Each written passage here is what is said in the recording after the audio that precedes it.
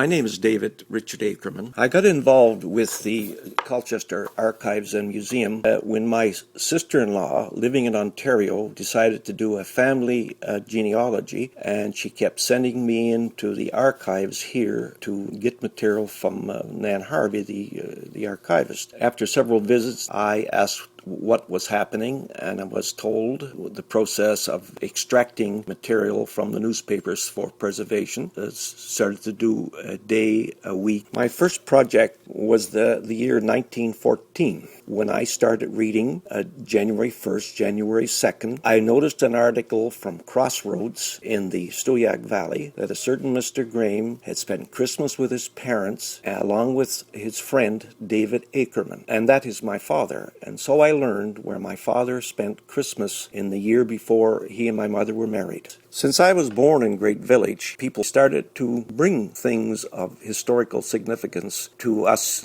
One of the first things that came in was about 3 tote boxes full of the paperwork that was saved by Dr. John Leander Pepper to Great Village. And that took about 2 years of sorting and cataloging to prepare that material for insertion into the archive's memory.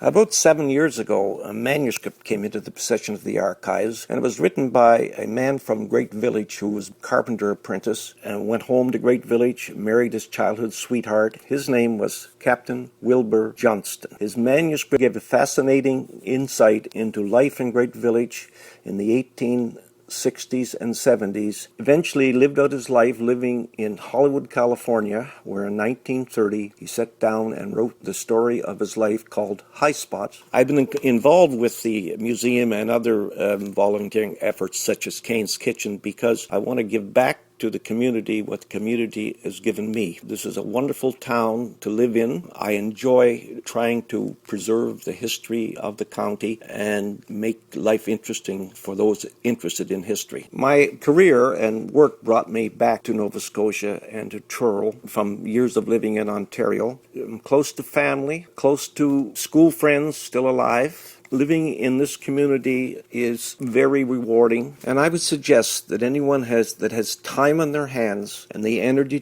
to do it should get involved with their community.